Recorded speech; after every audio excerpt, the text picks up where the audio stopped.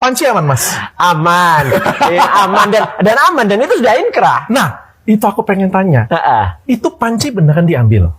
Tapi katanya ada 3.000 item Iya. yang diambil. Pele banget kan? Sangat sepele dan isinya juga sangat barang-barang yang sangat sepele. Ada panci, ada bekas, itu bekas semua, barang bekas semua. Rice cooker dan lain sebagainya. Enggak, ada skuker ada nggak ya? Soalnya nggak saya lihat sih. Sendok. Iya, sendok. Ini Kanjeng Raden Mas Tumenggung Roy Suryono Todiprojo. Saya nggak tahu hari ini drama apa lagi yang akan dibikin Roy Suryo supaya mendapat simpati dari publik. Ini yang saya dulu heran sama SBY. Roy Suryo kan pakar telematika. Kenapa dia malah dijadikan Menteri Pemuda dan Olahraga?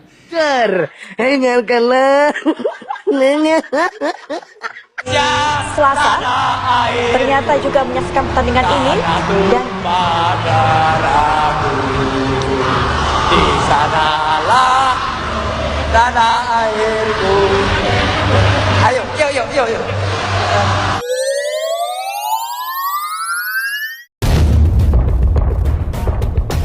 Panci aman, Mas?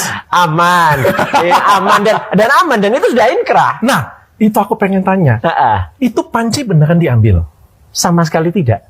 Itu fitnah yang paling kejam, paling keji. Tapi katanya ada 3.000 item Iya. yang diambil. Bukan diambil. Jadi itu sengaja dikirimkan oleh oknum ke rumah saya Oke. untuk kemudian mendiskreditkan saya. Habis Oke. itu di blow up dan saya juga nggak ngerti ini tujuannya apa. Sepele gitu. banget kan?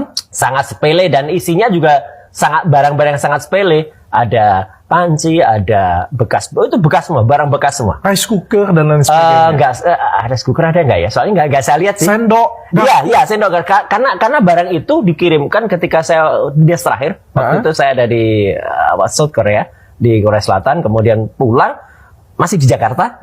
Ditelepon sama orang Jogja, karena rumah saya kan di Jogja sebenarnya. Kok ada kontainer datang gitu ya? Katanya barang-barang milik Bapak gitu.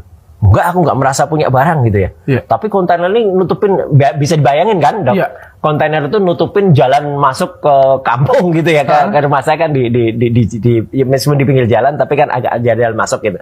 Nah, jadi supirnya udah mau balik, terus sama orangnya, krunya diturunin aja gitu. Hari ini Kanjeng Raden Mas Tumenggung Roy Suryono Todiprojo. Saya nggak tahu hari ini drama apa lagi yang akan dibikin Roy Suryo supaya mendapat simpati dari publik. Jujur saya kira dulu Roy Suryo segagah kumisnya yang melintang dan ketawanya yang lantang dengan mulut terbuka lebar dan barisan gigi yang tertata rapi seperti permata. Roy bukan kaleng-kaleng karena dia mantan menteri di era Presiden SBY yang juga dikenal sebagai pakar telematika. Ini yang saya dulu heran sama SBY. Roy Suryo kan pakar telematika. Kenapa dia malah dijadikan Menteri Pemuda dan Olahraga?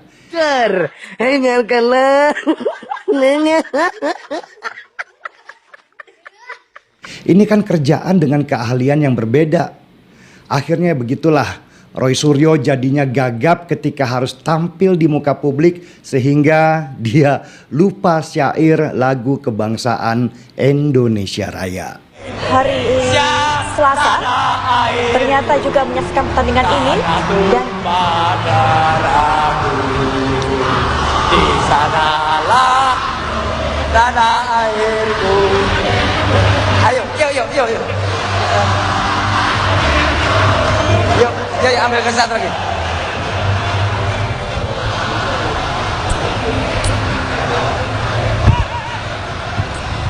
Yuk, tepuk tangan.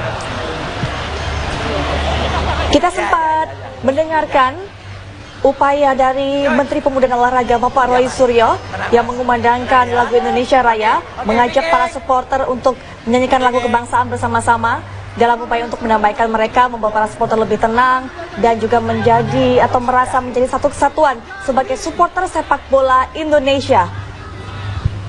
Upaya yang harusnya kita apresiasi dan juga didengarkan oleh para supporter. Roy Suryo juga yang terdepan ketika ada video-video bokep yang melibatkan artis. Dia bahkan bersedia menjadi saksi kunci dengan mengandalkan yang katanya keahliannya membuka tabir apakah itu video asli atau editan. Cuma Roy Suryo yang bisa menjelaskan di depan persidangan, karena mungkin dia punya pengalaman luas dalam masalah perbokepan sehingga bisa mendeteksi apakah video itu benar atau cuman mainan. Dan dengan segala kelebihan Roy Suryo, baik dari sisi lupa syair lagu kebangsaan sampai ilmu andalannya yaitu perbokepan. Entah kenapa ketika Jokowi menjabat sebagai presiden, Roy Suryo terlupakan. Padahal ilmunya bisa jadi sangat berguna untuk bangsa Indonesia. Sialnya pas dia nggak menjabat lagi sebagai Menpora, tiba-tiba ada laporan dari Menpora baru Imam Nahrawi bahwa Roy Suryo membawa pulang barang-barang di kantor Menpora, mulai panci, antena, dandang, sampai pompa dragon segala.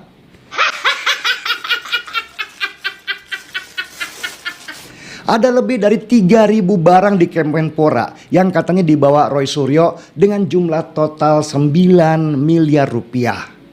Ya, Roy Suryo jelas membantah lah.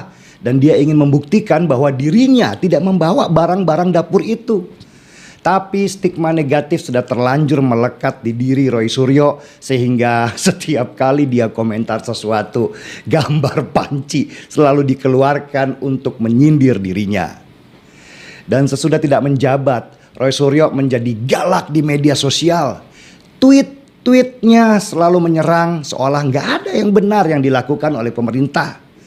Bahkan saking galaknya, dia sempat terpleset karena dianggap mencemarkan nama baik Menteri Agama Gus Yakut waktu membandingkan suara toa dengan gonggongan anjing. Roy Suryo dianggap sudah memotong sepenggal pernyataan Gus Yakut dan menyebarkannya dengan membangun. Gitu. Kalau Mas Roy gimana? Betul. Jadi, soal dimaafkan tidak dimaafkan Pak tidak ada Jokowi. hujan, tidak ada angin. Jokowi ini kan kayak, maaf ya, ini istilah aja. Kayak banci kamera gitu ya. Jadi orang yang sukanya pansos. Hati-hati bicara ya Mas Loh, Roy. iya, enggak, itu istilah masyarakat. Gitu loh. Itu istilah masyarakat gitu loh. Mas Artinya bangun narasi baru lagi. Iya, enggak. Artinya apa? Tiba-tiba ketika ada relawan datang, relawan Barajp waktu itu ya. William siapa itu datang ke rumahnya, tiba-tiba keluar satu isu baru. Akan memaafkan kecuali 3 orang. Ngapain juga memaafkan kecuali siapa yang minta maaf? Enggak ada, kita juga enggak butuh maafnya Jokowi. Ya, gitu. Terus setelah itu wartawan kan datang di rumah makan Aceh apa itu di Solo ya. Nah itu jadi kan orang ini kan selalu menebar-nebar isu supaya namanya naik terus. Sebelumnya kan nebar juga soal apa waktu itu Pak Jokowi atau Mas Roy. Jokowi sebelumnya nuduh ya. ada orang besar di balik kami. Okay. Ada partai besar gitu. Kemudian dikatakan tanya sama teman-teman media, "Pak itu siapa?" Kalian tahu lah. Sudah tapi belum. Kayak gitu aja udah. Bolak-balik kayak gitu aja. Makanya gak usah lah sosok ngomong soal maafkan. Masih Lebaran masih jauh. Ya, bulan puasa masih jauh. Gitu loh. Oke, bukti apa yang bisa membantah nanti di persidangan? Tunggu tanggal mainnya di persidangan. Masa ini nggak ada bukti. Kalau Anda mengatakan itu palsu, maka buktikan kepalsuan itu. Ya udah Anda datang ke penyidik, tunjukkan ini palsu, Pak. Tapi pertanyaannya pembandingnya itu mana? Iya. Ah, yang kau katakan palsu itu mana ijazahnya itu? Emang kau temukan? Iya. Ya? Atau dia pergi ke Gajah Mada. Lah ini rektor udah ngomong, dekan udah ngomong. Terus kalau rektor sudah mengatakan terbukti bahwa ini adalah benar alumni mereka, terus kita mau percaya sama siapa lagi? Kalau nggak percaya sama rektor, mau percaya sama siapa? Ya, saya pun dilaporkan ijazah palsu begitu juga. Ya ditunjuk rektor yayasan semua clear. Nah, lalu kemudian mereka bandingkan bagaimana dengan Asrul Sani, Pak Asrul. Oh dia kan dilaporkan ijazah palsu. Ya, yang melaporkan Pak Asrul Sani tidak cuap-cuap kayak media, kayak mereka. Mereka kan buat kajian ilmiah lah, terbitkan buku lah. Jadi yang mana dulu ini? Belum selesai urusan dengan Pak Jokowi, buat lagi buku tentang Gibran. Iya. Nah jadi orang berpikir ini orang maunya apa? Maunya apa? Lah inilah menurut saya, karena ini sudah dalam due process of law, dalam rangka proses hukum yang sedang berjalan, maka sebaiknya ini memang kita dorong ke pengadilan. Jadi orang melihat ini